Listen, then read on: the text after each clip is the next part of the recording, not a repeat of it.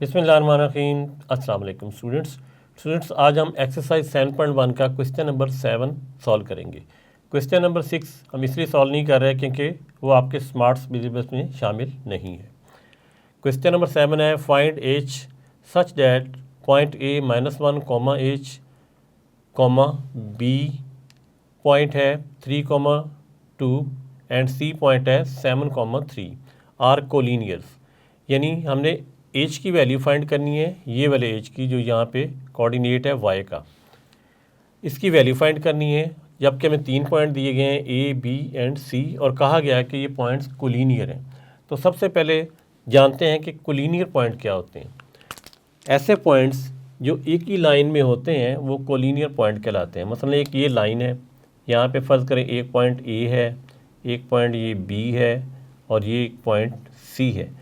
ये एक ही लाइन में एक ही सीध में है, तो इसलिए इन पॉइंट्स को कोलिनियर कहते हैं।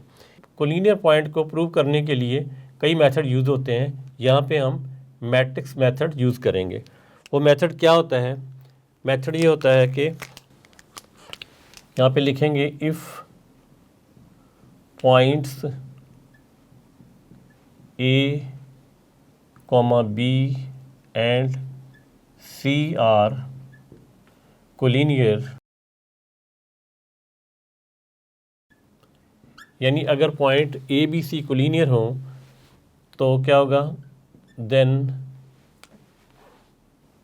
x1 x2 x3 y1 y2 y3, यहाँ पे 1 1 लिख देंगे और यहाँ मैट्रिक्स बना देते हैं, वो 0 के इक्वल होता है। अब ये x1 x2 x3 ये क्या है? ये वाले पॉइंट्स हैं। और y1 y2 y3 क्या है? वो यहाँ पे y वाले पॉइंट्स हैं। और 1 1 डिटरमिनेंट का लिखा हुआ है हमने। ये अगर 0 के इक्वल हो तो पॉइंट्स जो हैं वो कोलिनियर होते हैं, यानी एक ही लाइन में होते हैं।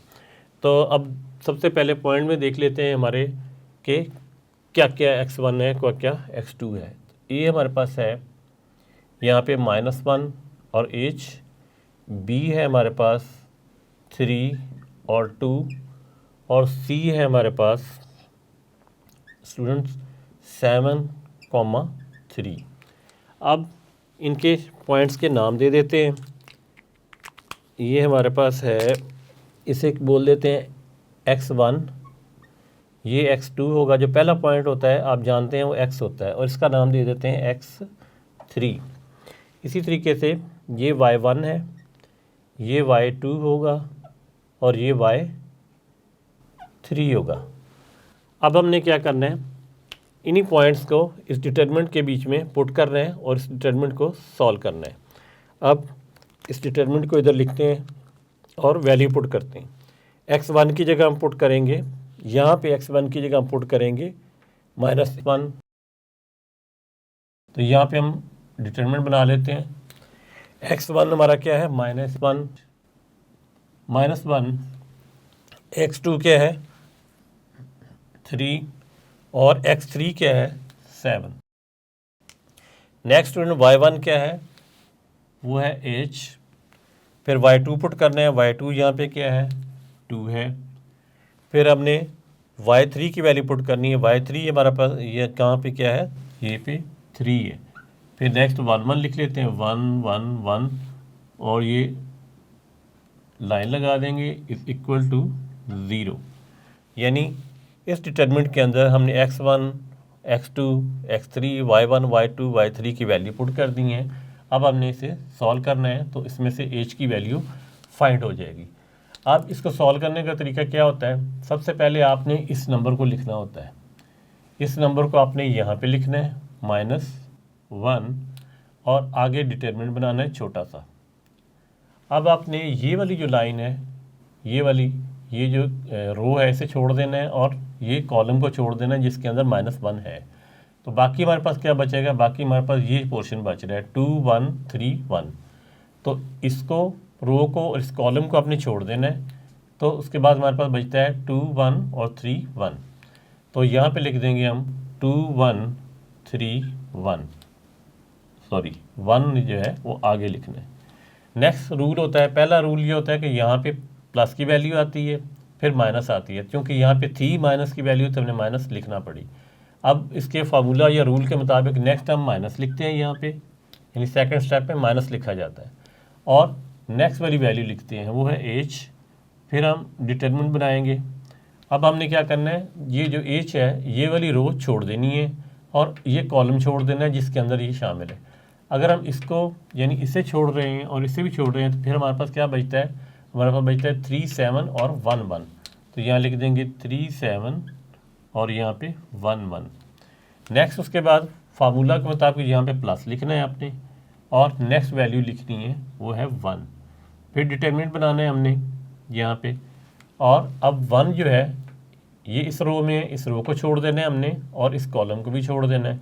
तो फिर हमारे पास क्या बचेगा, ये वाली वैल्यू बचेंगी, वो है 3 2 और 7 3, और नेक्स्ट इज इक्वल टू 0 के लिखेंगे। अब देखिए सब दोबारा देख लें, -1 हमने लिखा, ये रो छोड़ दी, ये छोड़ दी और ये वैल्यू यहाँ लिख ली।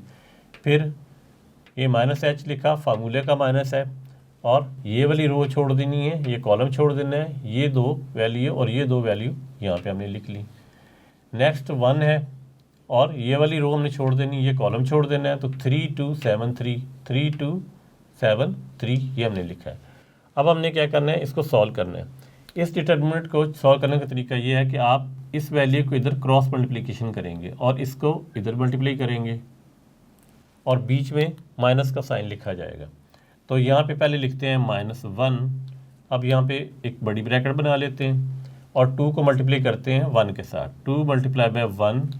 अब यहाँ पे इसके मुताबिक फार्मूला का यहाँ माइनस लिखा जाएगा और 3 × 1 लिखा जाएगा, 3 × 1 ब्रैकेट क्लोज। फिर है -h, अब ब्रैकेट बना लें यहाँ पे, फिर क्रॉस मल्टीप्लिकेशन है, इसको इधर मल्टीप्लाई करना है पहले और फिर इसको इधर करना है, तो 3 × 1 आ जाएगा माइनस फार्मूला का और 7 × 1, 7 × 1 ब्रैकेट क्लोज। नेक्स्ट +1 है, ये वैसे का वैसे लिखा जाएगा, फिर ब्रैकेट बनाएंगे हम, फिर क्रॉस मल्टीप्लिकेशन, ये इधर मल्टीप्लाई होगा और ये इधर होगा, 3 × 3 माइनस फार्मूले का लिखा जाएगा और 7 × 2, 7 × 2 आ जाएगा यहाँ पे, इज इक्वल टू 0। अब स्टूडेंट्स -1 को भी बाहर ही रहने दें और ब्रैकेट वाली वैल्यू सॉल्व करते हैं। 2 1 2 -3 1 3। नेक्स्ट है -h, 3 1 3 माइनस आ जाएगा, 7 1 7। नेक्स्ट है +1, 3 3 9 हो जाएगा यहाँ पे, यहाँ 9 लिखेंगे, -7 2 14 आ जाएगा यहाँ पे और इज इक्वल टू 0। अब ब्रैकेट के अंदर वाली वैल्यू सॉल्व कर लेते हैं। -1 -3 में से जब +2 को माइनस करेंगे तो आंसर आएगा -1, छोटी ब्रैकेट लिख लेते हैं। फिर यहाँ -h जिसकी वैल्यू हमने फाइंड करनी है। अब -7 में से +3 को माइनस करेंगे तो आंसर आएगा -4, +1 वैसे ही आ जाएगा यहाँ पे, और -14 में से जब 9 को माइनस करेंगे तो आंसर आएगा हमारे पास -5 इज इक्वल टू 0। अब हमने इनको आपस में मल्टीप्लाई कर देना है, क्योंकि ये ब्रैकेट है तो इसका मतलब ये आपस में मल्टीप्लाई हो रहे हैं। माइनस माइनस प्लस हो जाएगा और 1 1 1, इसी तरीके से माइनस माइनस प्लस हो जाएगा और ये हो जाएगा 4h, ये प्लस माइनस माइनस हो जाएगा और 1 5 5 आ जाएगा यहाँ पे, इज इक्वल टू 0।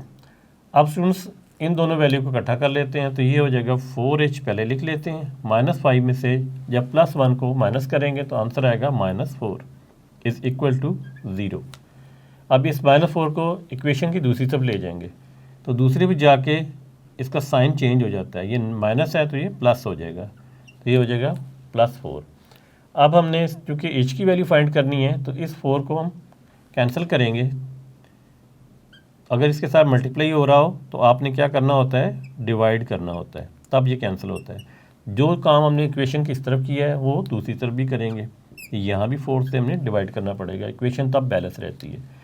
ये कैंसिल आउट हो जाएगा, 4 1 4 4 1 4, इसी तरीके से 4 1 4 4 1 4। तो h की वैल्यू आ जाएगी स्टूडेंट्स हमारे पास 1, और यही हमने फाइंड करनी थी, क्योंकि उसने हमें कहा था find the h such that a b and C are collinear, यानी एच की वैल्यू हमने फाइंड करनी है जबकि ये तीनों पॉइंट कोलिनियर हों, यानी कि तीनों पॉइंट एक ही लाइन में हों।